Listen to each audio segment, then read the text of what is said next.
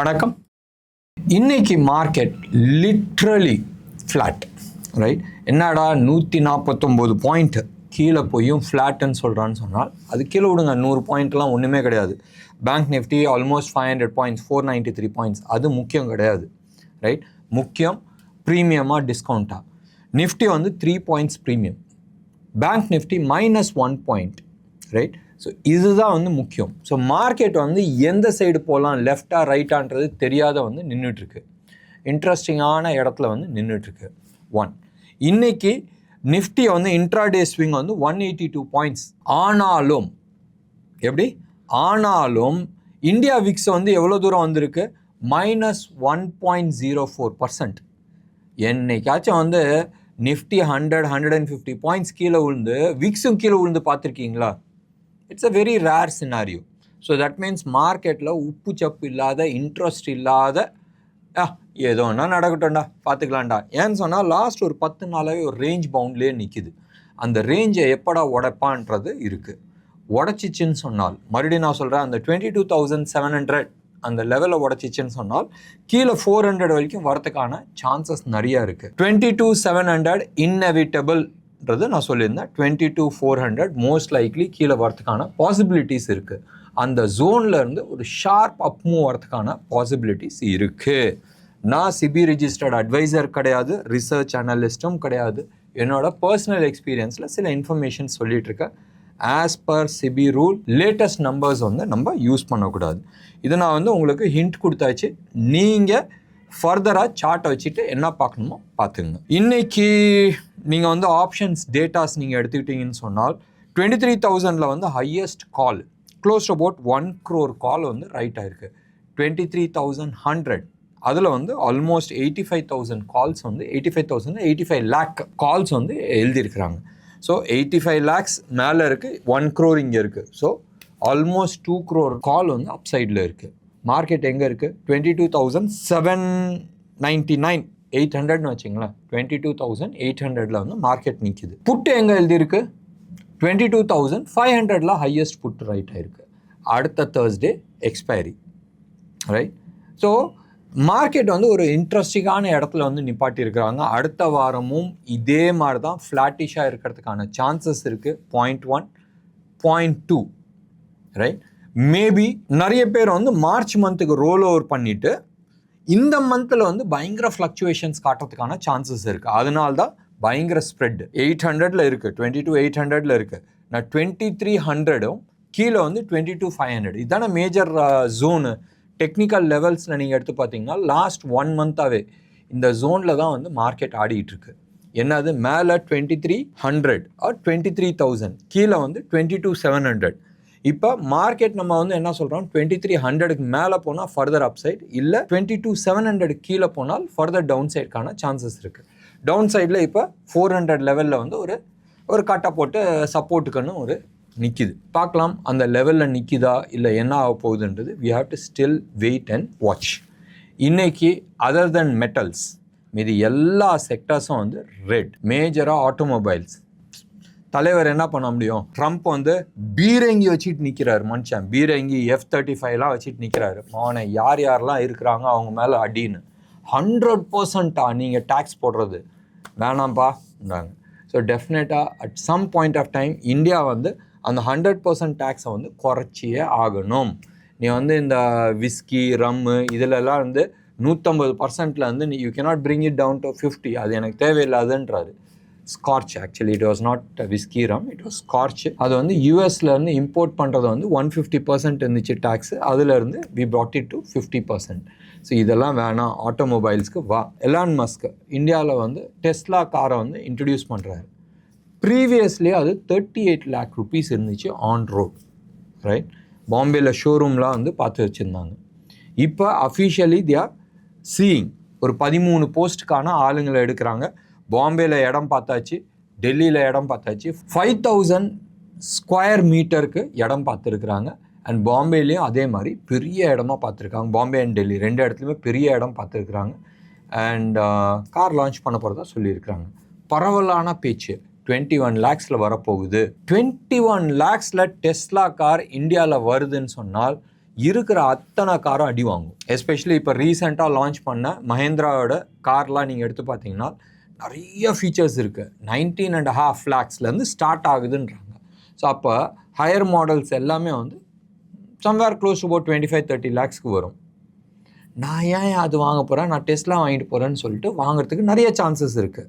அது வந்து கிரேட்டா எடுத்துங்க, டாட்டாவது எடுத்துங்க, இல்லை மஹேந்திராவது எடுத்துங்க, எல்லாருமே வந்து அடி வாங்குவாங்க. அந்த ஒரு ரீசன்னால் தான் இன்னைக்கு மஹேந்திரா அண்ட் மஹேந்திரா பெரிய லெவலில் வந்து அடி வாங்குச்சு.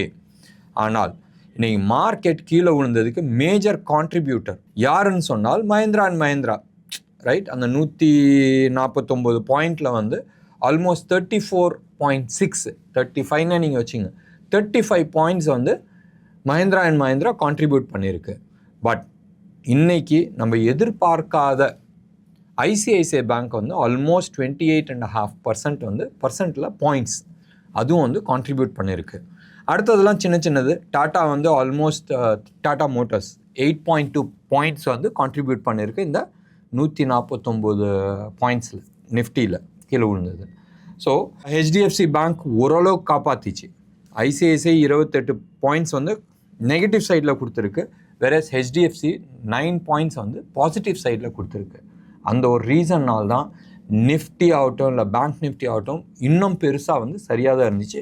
ஹெவி வெயிட்ஸ் எல்லாமே வந்து சப்போர்ட் கொடுத்துருக்கு.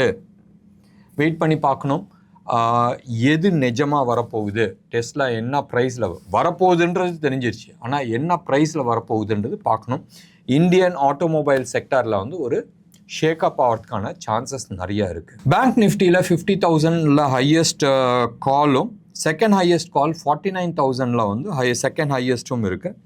அண்ட் டவுன் சைடில் வந்து எடுத்திங்கன்னா 49,000 ஹையஸ்ட் புட்டும் இருக்குது, ஸ்டாடல் போட்டு வச்சுருக்குறாங்க. அண்ட் 48,600 வந்து செகண்ட் ஹையஸ்ட் புட்டு ரைட் ஆகிருக்கு. So market is going to be more on a range bound. எங்கே க்ளோஸ் ஆகிருக்கு?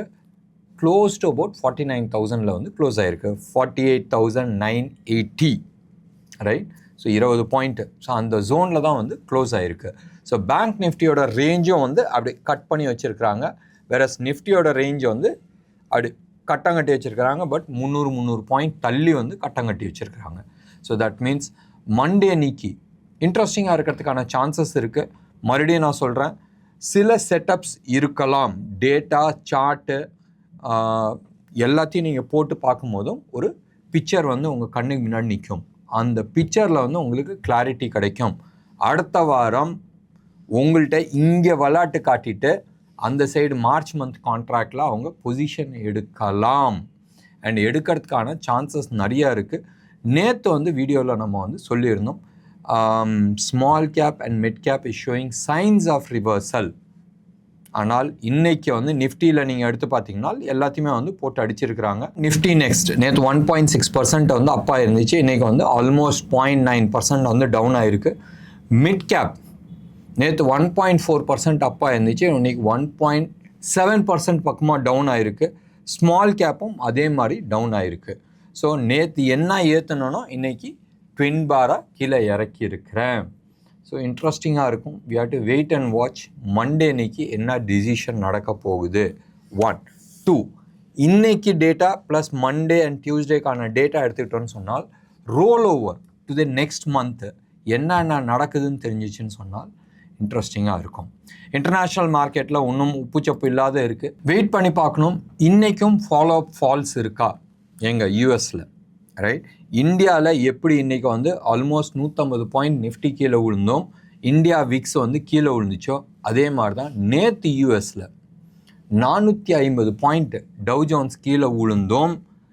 யூஎஸோட விக்ஸ் வந்து பெருசாக ஏறினது என்ன ஆயிடுச்சு, டாலர் இண்டெக்ஸும் கொஞ்சம் கீழே கம்மியாச்சு, அவங்களோட இன்ட்ரெஸ்ட் ரேட்டும் கொஞ்சம் இன்க்ரீஸ் ஆச்சு ஆன் 30-year பாண்டில். ஸோ அது மட்டும்தான், அந்த 30-year பாண்டு மட்டும்தான் அப்படியே இன்ச்சாகி மேலே ஏறிட்டு இருக்குது, கொஞ்சம் டென்ஷன் கொடுக்குது. அதர்வைஸ் வேர்ல்டில் இருக்கிற ஜியோ பாலிட்டிக்ஸ், ட்ரம்ப்பு அவங்களோட டீப் ஸ்டேட்டில் என்னென்ன நடக்குதுன்றது ஒன்றா வெளியில் எடுத்து விட்டுட்ருக்காரு. 1, எப்படியா இருந்தாலும் ரஷ்யாவும் அமெரிக்காவும் வந்து கை கோத்துக்கிறதுக்கு ரெடி ஆகிட்டாங்க. நினச்சி பாருங்களேன், தமிழ்நாட்டில் வந்து டிஎம்கேவும் அண்ணா டிஎம்கேவும் கை கோத்துக்கிட்டுனா எப்படி இருக்கும்? இல்லை டெல்லியில் வந்து காங்கிரஸும் பிஜேபியும் கை கோத்துட்டுனா எப்படி இருக்கும்? அதே மாதிரி தான் வேர்ல்டு பாலிட்டிக்ஸில் வந்து 2 ஜாம்பவான்கள் இருக்கிறாங்க, ரைட்? ஒன்று வந்து யூஎஸ் பேஸ்டு, இன்னொன்று வந்து ப்ரீவியஸ்லி யூஎஸ்எஸ்ஆர் இருந்துச்சு, இப்போ ரஷ்யா. இவங்க 2 பேரும் கை கோத்துட்டுனால் யூரோப்போட நிலைமை என்ன ஆகும், மிடில் ஈஸ்டில் இருக்கிற ஜியோ பாலிட்டிக்ஸ் சுச்சுவேஷன் என்ன ஆகுன்றது கொஞ்சம் நினச்சி பாருங்களேன். அதுதான் வந்து பயங்கர கன்ஃபியூஷனாக தலையில் ஓட்டிகிட்ருக்காங்க. நிறைய பேர்த்துக்கு என்ன நடக்க போகுதுன்னு தெரியாத, they are just waiting for things to come out. இன்றைக்கி FIIs close to about 3,500 crores வந்து விற்றுருக்குறாங்க. அண்ட் DIIs FIIs எக்ஸாக்டாக சொல்லணும்னு சொன்னால் 3,449 crores விற்றுருக்குறாங்க. அண்ட் DIIs நம்ம ஆட்கள் 2,884 கோடிக்கு வந்து வாங்கியிருக்கிறாங்க. வெயிட் பண்ணி பார்க்கலாம் மண்டே இன்னைக்கு எந்த டைரக்ஷன் போகுதுன்றது. கோல்டை பொறுத்த வரைக்கும் அதே லெவலில் தான் இருக்குது. நேற்று வந்து 8,950 இருந்துச்சு, இன்றைக்கி 8,885 890 அந்த ஜோனில் தான் நிற்கிது. கோல்டு டாலர் டேர்ம்ஸில் வந்து ஒரு $14-15 கீழே வந்துருக்கு. சில்வரை பொறுத்த வரைக்கும் பிலோ 1 lakhல வந்து ட்ரேட் ஆகிட்டுருக்கு. அரௌண்ட் 99,000 to 98,500 அந்த ஜோனில் வந்து ட்ரேட் ஆகிட்டுருக்கு. ருப்பியை பொறுத்த வரைக்கும் 8680 நேற்று லெவல்லே தான் நிற்கிது. We have to wait and see ஃபர்தராக ஸ்ட்ராங் ஆகுதான்றது. மற்றபடி இந்தியன் மார்க்கெட்டை பொறுத்த வரைக்கும் எந்த விதமான கிளாரிட்டிஸும் கொடுக்காத மீண்டும் அந்த சீக்ரெட் ஜோன்லேயே வெயிட் பண்ணிகிட்ருக்கு. எந்த சைடு பிச்சுக்கிட்டு போகிறேன், டவுன் சைடா அப் சைடா? ஸோ ஞாபகம் வச்சுங்க, அடுத்த வாரம் எக்ஸ்பைரி இருக்குது. அண்ட் ஃபிலிம் ஒரு சைடில் காட்டி மார்க்கெட்டை இன்னொன்று சைடில் எடுத்துகிட்டு போகிறதுக்கான நிறைய வாய்ப்புகள் இருக்குது. ஸோ அந்த ட்ராப்பில் போய் மாட்டிக்காத ட்ரேட் பண்ணுறது புத்திசாலித்தனமாக இருக்கும். என்ன நேயர்களே, இன்றைக்கி ப்ரோக்ராம் உங்களுக்கு பிடிச்சிருந்துச்சுன்னா லைக் பண்ணுங்கள், ஷேர் பண்ணுங்கள். டெஃபினட்டாக உங்களோட கமெண்ட் பாக்ஸில் கொடுங்க. நன்றி, வணக்கம்.